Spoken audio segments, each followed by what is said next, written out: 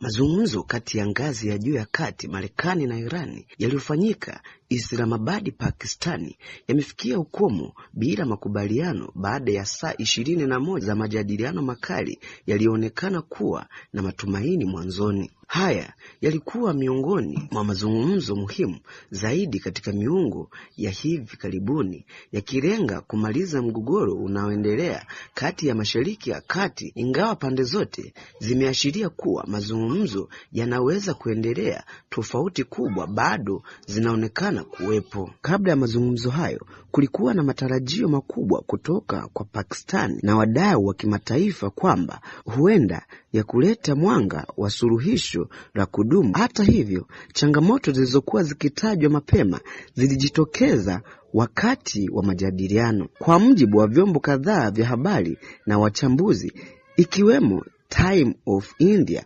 masuala yafuatayo yalikuwa miongoni mwa maeneo yenye tofauti kubwa na huenda ilichangia kukwamisha mazungumzo hayo. Irani imejaribu kupanua wigo wa mazungumzo kwa kuingia masuala ya migogoro ya kikanda, ikiwemo Lebanoni na makundi kadhaa ya wanamgambo katika eneo la Mashariki ya Kati kama Hezbollah na Lebanoni. Pia imeibua madai ya fidia ya uharibifu uliotokana na migogoro ya muda mrefu, hatua ilionekana kuongeza ugumu wa mazungumzo.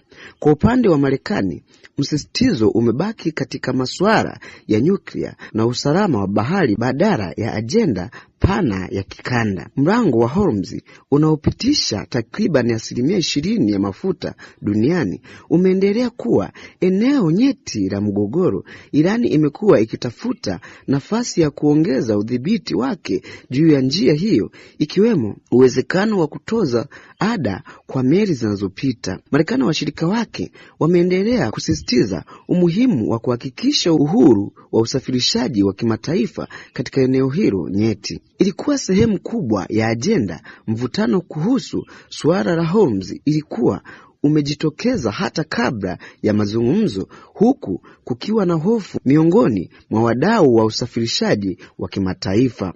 Suala la nyuklia linaonekana kubaki kuwa kiini cha mgogoro kati ya pande hizi mbili. Marekani imekuwa ikisisitiza umuhimu wa Irani kutoa dhamira ya wazi ya kutoendeleza silaha za nyuklia. Ripoti zinaonyesha kuwa Washington ilitaka kuwepo kwa vikwazo vikali zaidi juu ya urutubishaji wa Irani pamoja na udhibiti wa teknolojia zinazoweza kutumika katika kutengeneza silaha hizo. Kwa upande wake, Irani imeendelea kusisitiza kuwa ina haki ya kuendeleza mpango wake wa nyuklia kwa matumizi ya kiraia kwa sababu ilitia saini mkataba wa kuzuia na kuenea kwa silaha za nyuklia. Suala hili imekuwa chanzo cha mvutano kwa muda mrefu na lilikuwa tayari ni kikwazo hata kabla hata ya mazungumzo kuanza. Moja ya maelezo yaliyotajwa kuwa na tofauti kubwa ni suala la vikwazo vya kiuchumi dhidi ya Irani na Teherani. Imekuwa ikisisitiza kuondolewa kwa vikwazo hivyo kama sehemu ya makubaliano yoyote. Pia kulikuwa na madai ya kurejeshwa kwa mali za Iran zilizoshikiliwa nje ya nchi, ikiwa ni pamoja na fedha zilizopo katika mataifa mbalimbali. Hata hivyo, ripoti zinaonyesha kuwa Marekani haikuonyesha kukubaliana moja kwa moja na masharti hayo, jambo linaonyesha kuwepo kwa pengo kati ya matarajio ya pande hizo mbili.